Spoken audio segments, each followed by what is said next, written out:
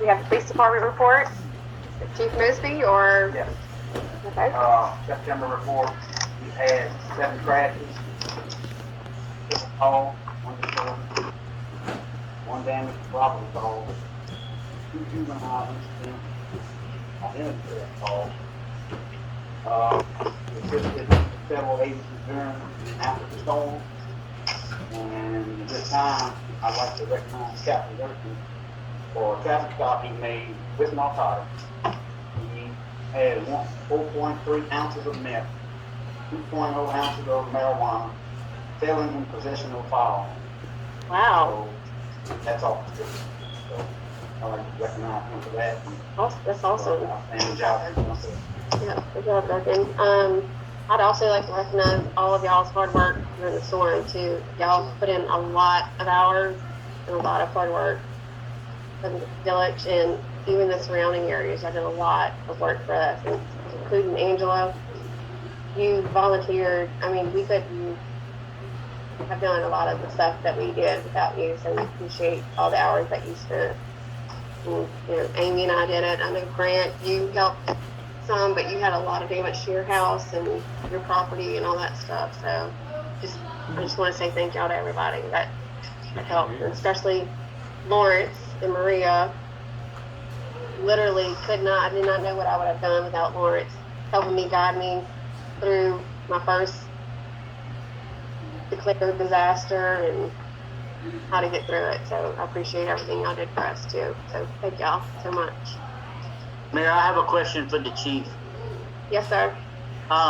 Chief, did y'all seize the vehicle in connection with regard to that drug stop?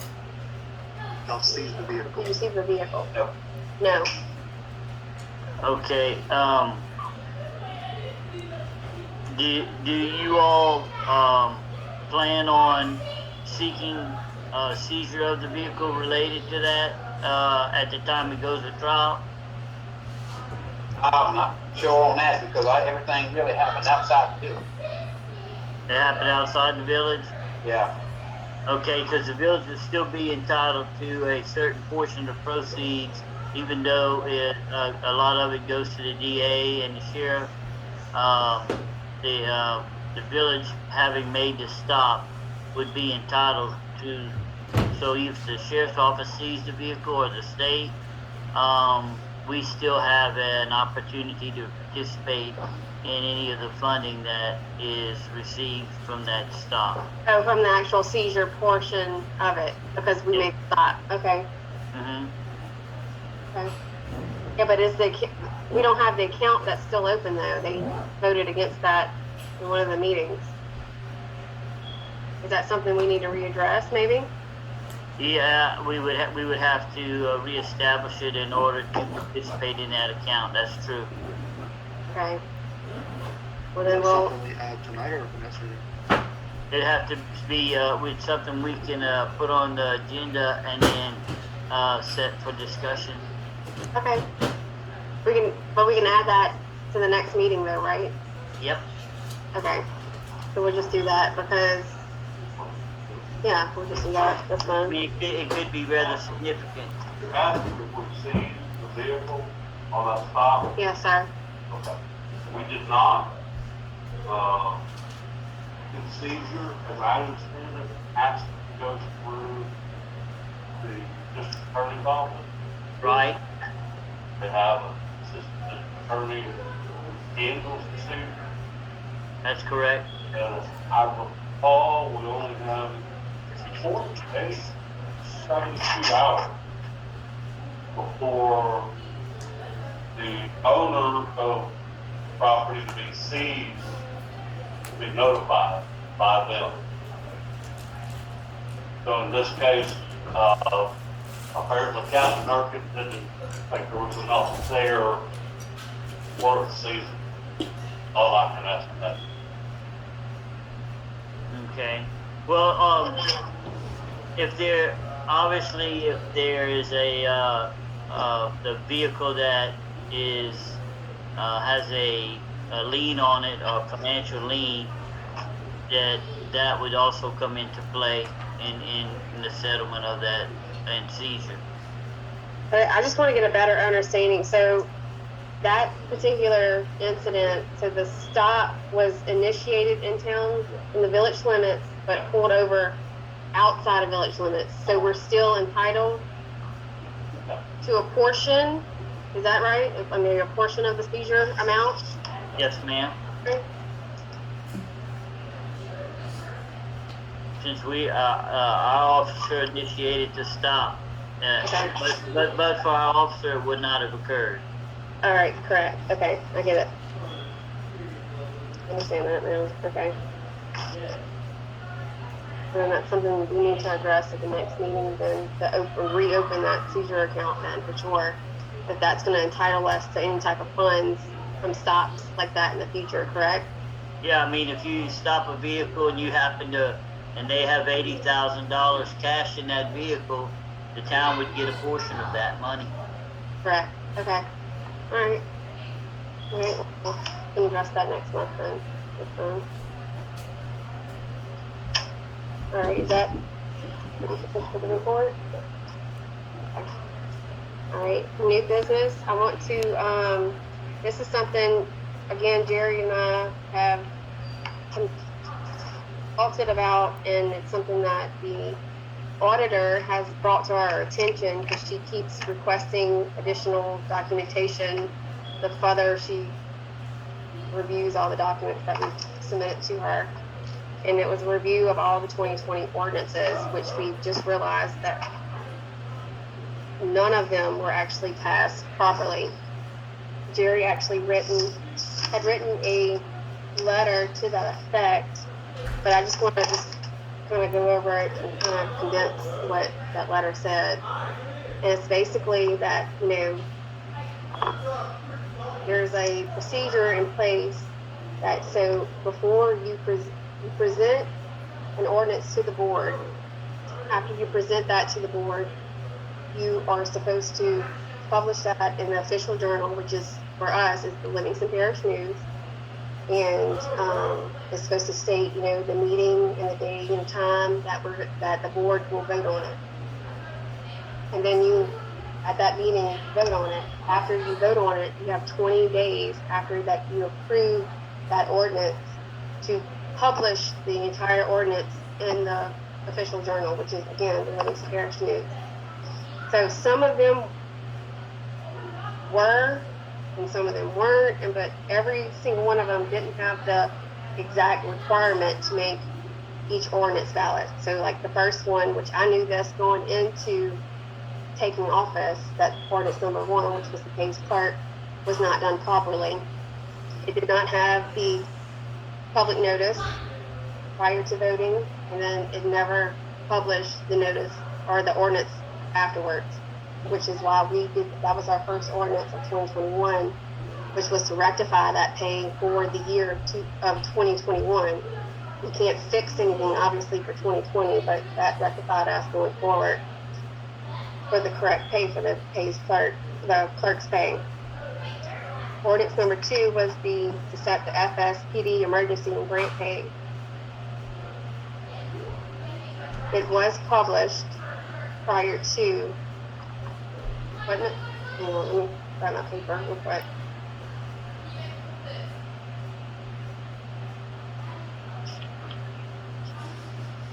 The ordinance number 2 requested to publish the ordinance. It had the public notice prior to voting on it. And then after approving it, they requested to publish the ordinance after the 20-day date of approval, which makes it invalid. Number 3 was the same thing. Number 3 was the purchase order numbers for the village. So it was the exact same thing that they did not follow the procedure for. Number 4, the GPS units, was never requested that the public notice was published prior to voting on it, but never published it after approving it, making it invalid. And then the ordinance number 5, the budget of 2020, they never requested public notice prior to voting for approval and never published after approval, which made it invalid.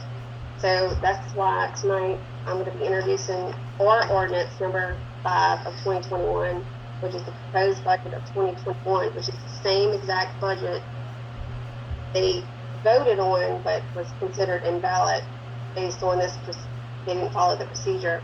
So I'm just introducing that again, just to make it valid, because that's what we've been operating off of this entire year.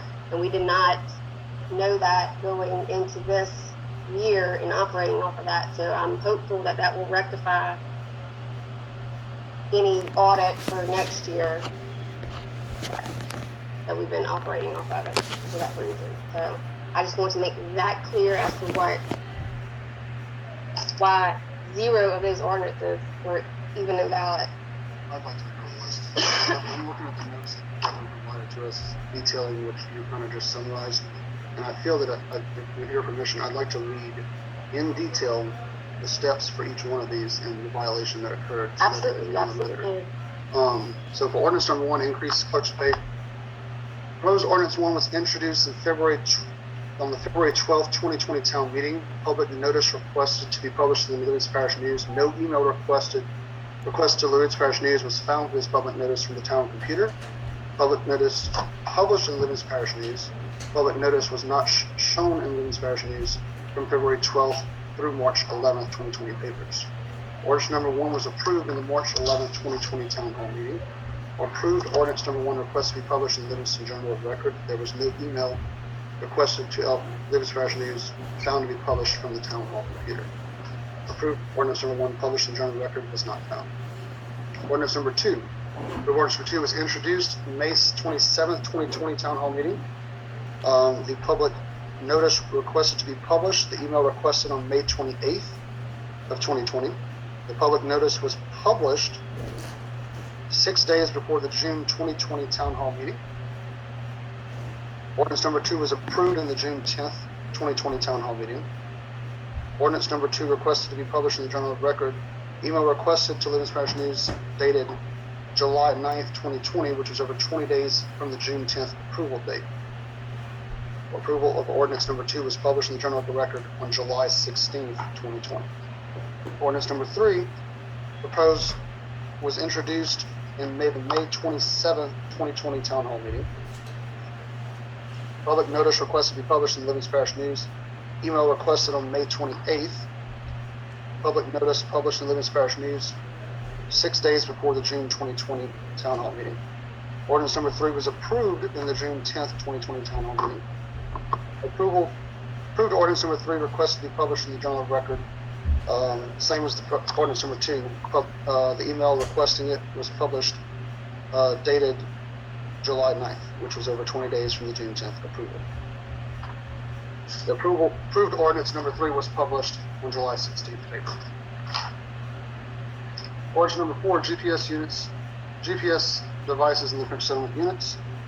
Proposed ordinance number 4 was introduced in the August 12th, 2020 town hall meeting. Public notice request to be published in the Livingston Parish News. The email was requested on August 13th. It was published in the Livingston Parish News in the August 20th of 2020 paper. It was approved on September 9th, 2020 in the September 9th, 2020 town hall meeting. Approved ordinance number 4 requested to be published in the Journal of Record. There was no email request to Livingston Parish News found to publish from the town hall computer from September 9th to October 8th. Approved ordinance number 3 published in the Journal of Record. It was not found to be published in the Livingston Parish News. Ordinance number 5, the proposed 2021 budget. Proposed ordinance number 5 introduced in November 11th, 2020 town hall meeting. Public notice was requested to be published in the Livingston Parish News. There was no email requested to Livingston Parish News found to be published from the town hall computer from November 11th meeting through December 3rd, 2020. Public notice published in Livingston Parish News. Public notice was not shown in Livingston Parish News from November 11th to December 3rd. Ordinance number 5 was approved in December 9th, 2020 town hall meeting.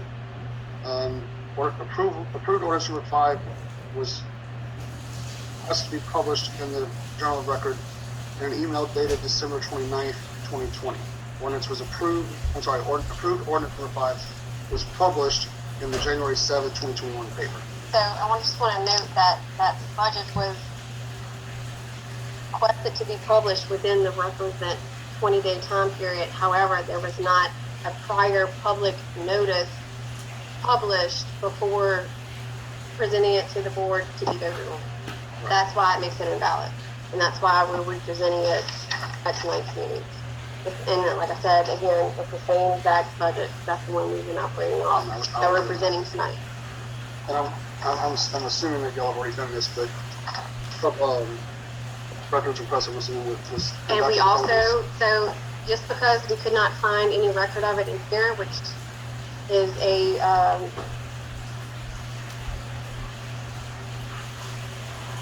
just because we couldn't find it in record here and because we couldn't find it in the email, we actually submitted a public records request to the Livingston Parish News for this specific information. And this is what, I mean, they didn't have any of the information that we requested, so. And there were no, checks.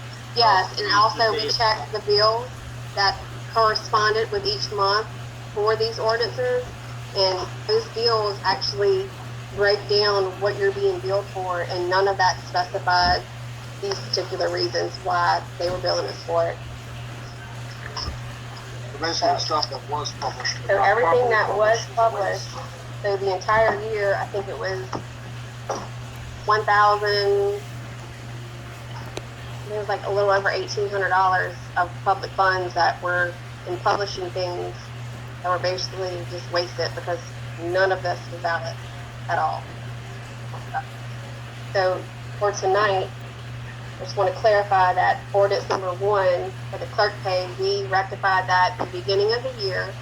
And then tonight, we're introducing ordinance number 5 of 2021. The proposed budget for 2021 that we've been operating off of was the one that should have been valid to begin with, because Which is the exact same budget. exactly what we were operating off of. So I just want to make that clear.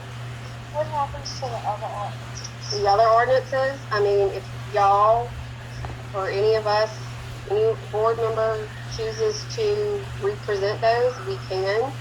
If not, they're just invalid. They're void and null and void. Is that correct, Jerry?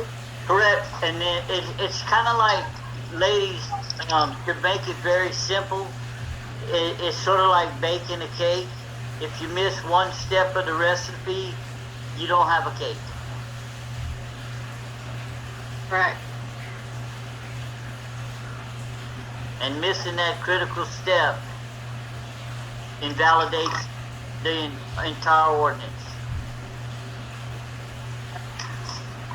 But and also too, I want to reiterate the fact that every ordinance we have passed, we went back and made sure we were in the requisite time period and the time frame and everything else to make sure that all ordinances we have passed for year 2021 is valid. And you have looked over that with us, correct?